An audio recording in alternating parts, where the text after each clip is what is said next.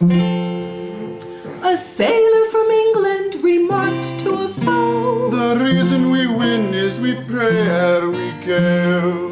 But we pray as well, and just look at us dead. But we pray in English. the Englishman said. I, mine, me, mine, I, mine, me, mine. I, my, me, mine. I, my, me, mine. I, my, me, mine. I, my, me, mine. I, my, me, mine. I had my little box with my Lord made me, and in that little box I did put a tree. Upon me a teddy bear, a bright green sleigh, everything around me that my eyes did see. How can my little box ever hold a sleigh, a pony and a tree? 'Cause it's your boy name. It cannot was mine and it told me that I be the whole wide world becomes a little box instead. Well, as I grew older, my box grew too. Held airplanes and ships and a birch canoe, and school books, a foreign trip and college proms. Good times and friends aplenty, yes, and also you. But somehow in this box would only fit one school, One family, one country, and one social rule. and certainly one church for only my ways right. And anyone with other ways is just a fool. Well, so I used to think, but now I must confess, at judging fools I wasn't any great success. Truth somehow lived without me, though I called it mine. What box could hold the world? It's just preposterous. Welcome everyone to our Ananda Sunday service. Special welcome to those that are our guests at the Expanding Light and at the meditation retreat, and any nearby visitors, as well as those watching us on the internet online. My name is Nayaswami Pranava, and this is Nayaswami Parvati. And this reading is taken from Rays of the One Light, which is a collection of parallel passages from the Bible and the Bhagavad Gita. Today's topic is called The Inner Kingdom. Truth is one and eternal. Realize oneness with it in your deathless self within. The following commentary is based on the teachings of Paramhansa Yogananda. Most people imagine that the inner kingdom, as Jesus described it, lacks the fascination they attribute to sense life, the bright lights, the diverse attractions, the joys, and the laughter. Little do they realize what a vast universe exists in their own selves. There are many passages in the Old and New Testaments of the Bible that describe aspects of this inner kingdom. In the book of Genesis, we read, "And the Lord God planted a garden eastward in Eden, and the tree of life also in the midst of the garden, and the tree of knowledge of good and evil." This garden was in no earthly place. It exists even now in the very self of every human being. The legend of Adam and Eve is allegorical. It describes how the first human beings dissipated their spiritual energy, centered in the spine. The spine is the channel through which flows the river of baptism and of spiritual life. The Bhagavad Gita tells us, the wise speak of an eternal Ashvata tree with its roots above and its branches below. The tree of life, spoken of also in Genesis, is the spine. Its roots are above in the brain's energy. Its branches are the outward spreading nervous system. When the sap, which is to say the energy, flows downward, the consciousness is drawn into delusion. On the other hand, when the energy is drawn upward in deep meditation, the consciousness is drawn towards its eternal source God and is at last united with Him. Krishna in the Bhagavad Gita therefore urges his chief disciple Arjuna to embrace the yoga science, the path of meditation. The yogi, he says, is greater than the ascetic, greater even than the followers of the paths of wisdom, jnana yoga, or of action, karma yoga. Be thou, O Arjuna, a yogi. For those who would find the divine truth, Krishna gives this description of the yogi. Steadfast a lamp burns, sheltered from the wind. Steadfastly meditating, solitary. Such is the likeness of the yogi's mind, shut from sense storms and burning bright to heaven. Wherever you are, whatever your outward beliefs and observances, seek God in the silence of your soul. Thus, through Holy Scripture, God has spoken to mankind.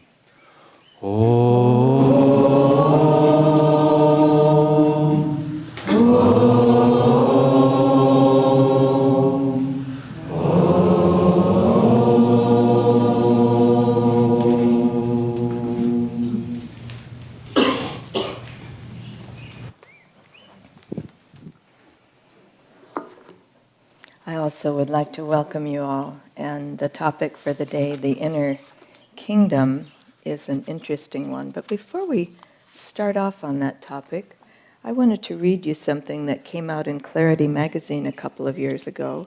And this was in their humor section. Because we're in such a politically intense time right now, I thought you might like to know who reads the newspapers. So this is a humorous take on that. The Wall Street Journal is read by the people who run the country. The New York Times is read by the people who think they run the country. The Washington Post is read by people who think they ought to run the country.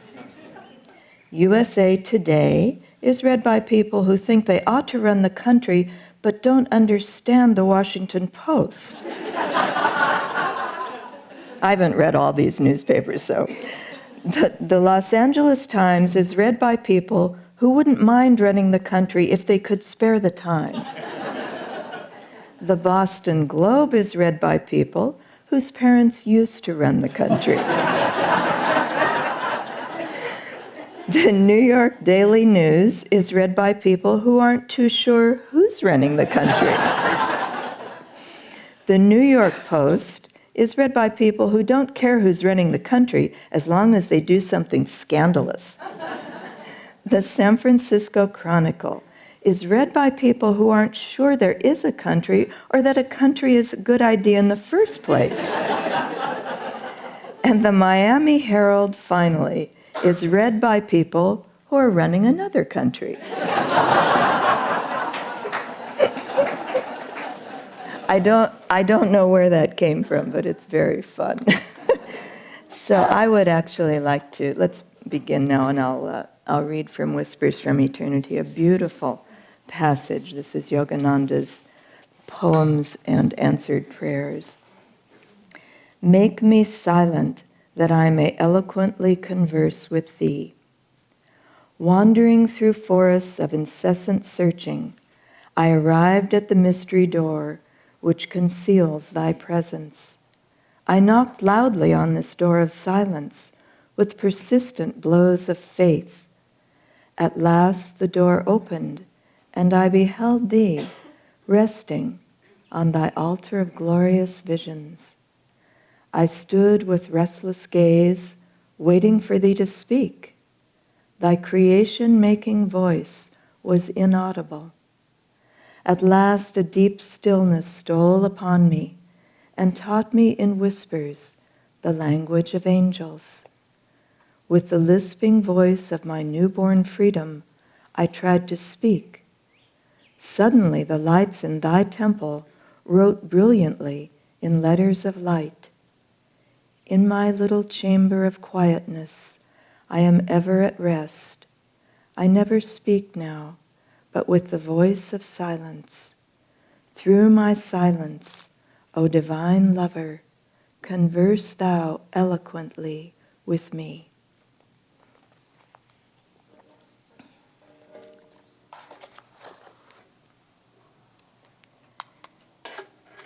So the inner kingdom is something that is quite real.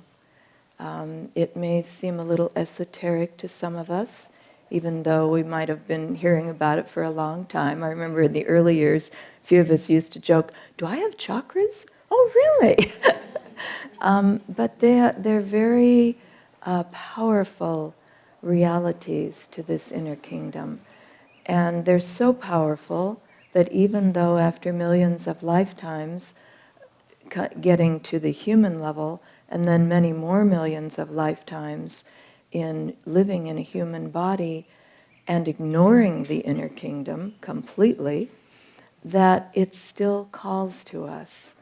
And I was thinking, and you know, ignoring the inner kingdom completely, is that our fault?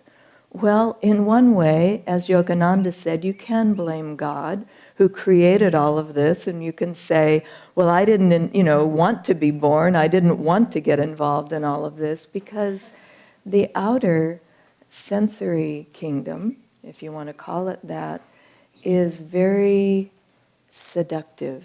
It's very magnetic. It's very alluring. And I'm very happy that the singers sang this song this morning, because that's exactly what it's about. I, me, mine, and the ego, and just all of the intensity that that brings, and the alluring interest that that brings. So alluring that from the time we come into a human body until we begin to want to know about that inner kingdom and to know God, it's millions of lifetimes. It's incredible that it takes that long. So we inherit a kingdom and we ignore it. We don't do anything about it. So what happens with that inner kingdom over those millions of lifetimes?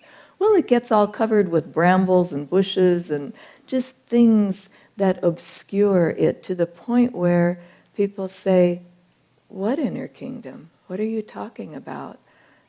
This is reality. This is the real world. This is what life is all about. And it really takes quite a while before we come, as Yogananda said, to that sense of anguishing monotony. Because although the outer duality and Maya, as it's called in India, the alluring and magnetic pull of all of that, it's not going anywhere. And it takes a long time to really fully grasp the delusion of it. We call it delusion. There's a reason for that, because it keeps us so engaged for so long. But in reality, it can only always equal one thing: zero. Because, and Western science has proved this to us, for every plus, there's a minus. For every action, there's a reaction. For every up, there's a down. For every out, there's an in. For every joy, there's a sorrow. For every love, there's a hatred. For every state of health, there's disease. They're always in play, these opposites. And it's very cleverly done in the fact that it isn't obvious, I do this and this happens. No, you do this, and maybe you do it a couple more times, and then something happens in a time when you think, why did that happen? Why did that happen to me? Why did that come? But little by little, you start to get a feel for the trick of it all. It's called Maya, the great delusion. And as Yogananda said, he said, it's not that the world isn't real. It just isn't as it appears to be. Get a little drink here.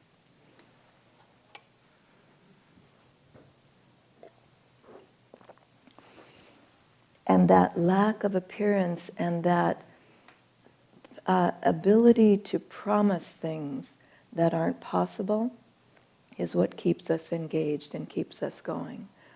But once we come to that place, and we pretty much as a soul have to come to that really extreme place where we really deeply know this isn't working, because we'll always think, well, but maybe if I just did it this way it would work, or maybe if I just got this particular job, or that particular house, or that particular person, it would all come together.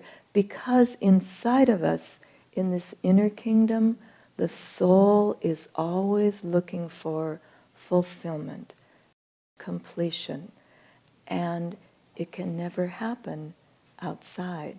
It just isn't possible. But it takes a long time to come to the place where we say, okay, okay, okay, I get it. It isn't working. Now what? Now what do I do? And Yogananda talks about the fact that once we understand that and we want to turn inward and to come to an understanding of what actually is going on in life, that we start to take up things like spiritual practices. First, we read about them. We don't want to really be too fanatical here. So we begin to read and we think, oh, well, that's not the truth. Wow, that feels really good. But it isn't enough, because then life just goes on, and as it's always been.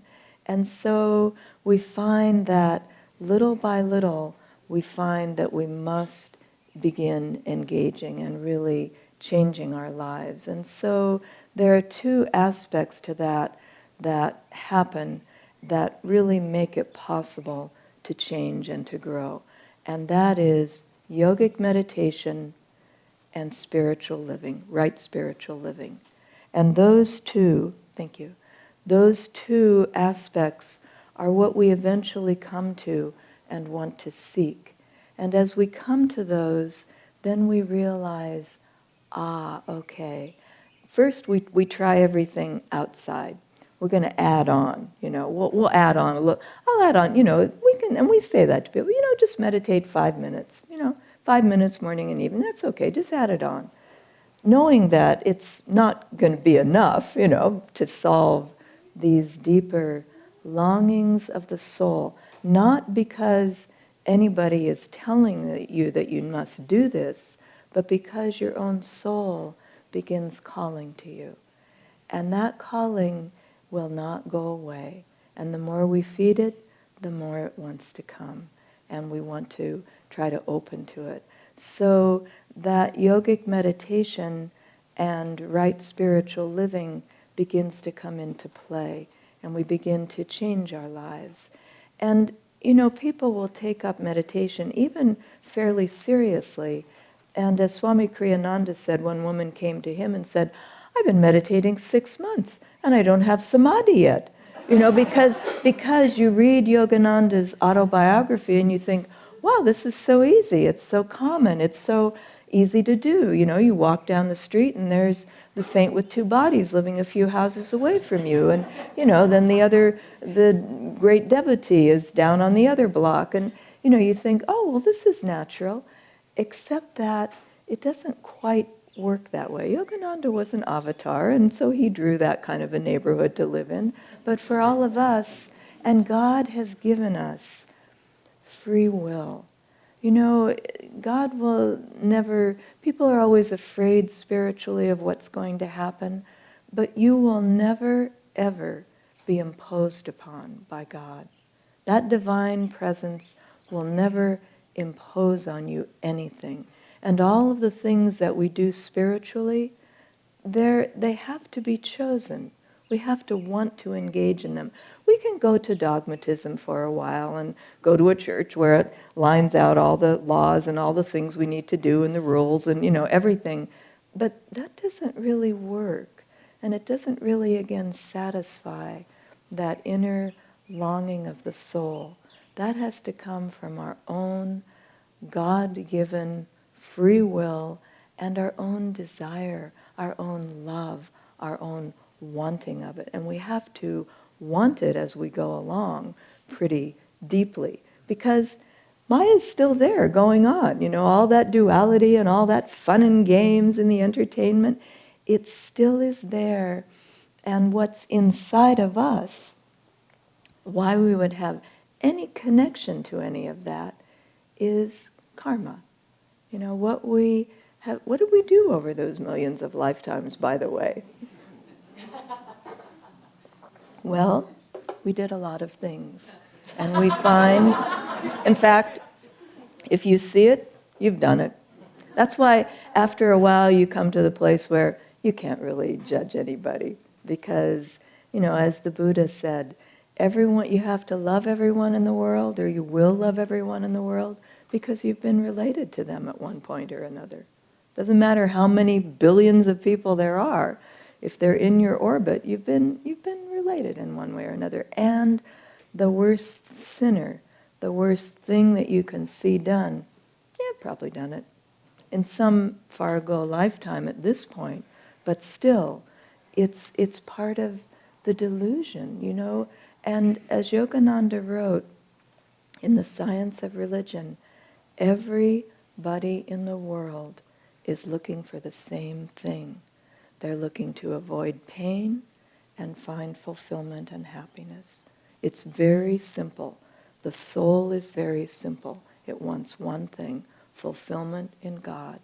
And until we come to that, until we start engaging in that, we're very restless and we're very wondering, wow, what's happening and why can I not find fulfillment here? But we come to that place where that is beginning to happen, and then that pulls us. That soul call starts to really pull us deeper and deeper. Not because anybody says this is what you should do, but because we begin to long for it. We want it, and then we long for it. And it's interesting, in the Promise of Immortality, which is a wonderful book. It has they're longer chapters on all of the readings for 1/2 of the year. Swami didn't complete it. But in this particular chapter, The Inner Kingdom, he gives many wonderful quotes from the Bible, both Old Testament and New, about these inner realities that are found within Christianity. And I wanted to read just 2 of them. One is where Jesus, in his lifetime, states clearly, and these are things that you know, but it's nice to read the full quote. "The kingdom of God cometh not with observation, neither shall they say, Lo here, or Lo there, for behold, the kingdom of God is within you." That's from Luke. And then the other one that I found just beautiful, which is from the Old Testament, Ezekiel. "Thou hast been in Eden, the garden of God. Thou wast upon the holy mountain of God. Thou hast walked up and down in the midst of the stones of fire." He's talking about the chakras, and he's really describing, in one way, Kriya Yoga. Walking up and down the stones of fire. The stones of fire are the chakras, and walking up and down them is passing that energy up and down in the spine. So in the Old Testament, really, even there.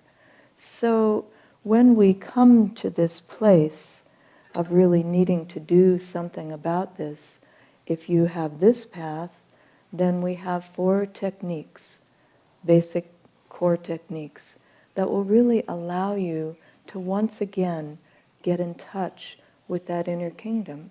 What is the inner kingdom, by the way? Yogananda said the spine and the brain are the altar of spirit. Because when we are formed, and we're formed, made in the image of God, it starts at the medulla. A couple of cells come together, and then the life force is drawn in there, goes up to the brain, and then goes down the spine, going to each of the chakras and down to the bottom. And so we're made in that way. That's why it's said we're made in the image of God, because that life force is the divine, and that comes in and it enters there. So all the techniques that we have, and the reason we meditate, is to trace our way back into that inner kingdom. And so energization, the ability to use that God-given will and to draw energy, cosmic energy, the energy we will need to engage in the spiritual path, to get back to that inner kingdom, to understand it again. Hong Sa takes that energy and focuses it in concentration and in breathlessness. If you go deep enough, breathlessness. The Om technique, then we're listening to those inner sounds, the sounds of the chakras. And so that also brings us more inward. And finally, all the techniques and initiations of Kriya Yoga bring us completely into the spine, where we're really working with that energy. You know, you can go and find charts. I used to have one, I was telling people the other night, of all the chakras and the way the currents flow and all the planets and the right and the left and everything that's associated with them. You can make a whole study of that, but that is not going to satisfy your soul. What we need to do is what works. And Kriya Yoga, as the technique par excellence for going into the spine, brings us there immediately. And it's a technique of liberation. So if you don't have it, think about working your way up to getting it, because it's quite powerful, and it will bring us into that inner kingdom in a way that we can bypass many of the pitfalls that other ways of doing this have, just because it's so direct with Kriya Yoga. Teresa of Avila spoke of the inner kingdom. She spoke of that inner kingdom and wrote about it. But in her time, those techniques were not as much known. And so now, in thinking about this inner kingdom, I thought, the best thing we can do? Practice. Go into it, use the techniques, and also use, once we come to that place of doing those techniques, have it be a life thing. We call it the path of Kriya Yoga because it really is a way of life. And so you don't just kind of fit a little bit into it. I mean, this is what will work best. You can do it however you want, and we've all done that too. But really look at it as a way of life, because then you start to see life in ways that are reflective of your growing awareness and raising of your consciousness. And so that Maya, that funny song that we heard at the beginning where it's so easy to see how ridiculous the ego is, but the ego is not ridiculous. The ego is very powerful. But we start to get the hang of it. We start to get the trick of it. And to really, we do start to see that. That's why Swami Kriyananda wrote those songs, so that we could understand, I see what the ego does. I, me, mine. That's obvious. The ego is usually a lot more subtle than that. But still, we get that understanding, and therefore we understand why we're doing what we're doing in regard to spiritual practices and the spiritual life. I'll close with this. Yogananda had many different devotees from all over the world, and people of very well-known, very famous, very wealthy, businessmen, actresses, singers, everything. But he also, this one man came to him, Herb Jeffries, and I really appreciated, he told a story about himself meeting Yogananda, and I really appreciated that he was so honest about it. He said Yogananda, when he first met him, asked him a series of questions. And this is in the Awake movie. If you haven't seen it, take a look. But Yogananda said, so, do you drink alcoholic beverages? And Herb Jeffries was very open and honest. He knew he needed to be. And he said, yes, I do. And Master said, well, you may continue. And he thought, really? And he said, and do you smoke cigarettes? And he said, yes. And he said, oh, that's okay, you may continue. And then he said, do you associate with loose women? And he said, yes. And Master said, that's fine, you may continue. And then he finally said, after all these various questions, I think there were others, he said, you mean I can come up here and just, get these teachings and still live my life as I am? And Yogananda just sweetly said, well, I can't promise that you'll want to. When Swami Kriyananda went to see Anandamayi Ma for the first time, he was going in, and one of her very close disciples said to him on the way in, beware the cobra's bite. Because that bite of the divine, we're not talking about poison that kills, but it kills your desire for that more outward life. And so as we engage in these things, we find that it has a deepening magnetism that's deeply satisfying to our soul.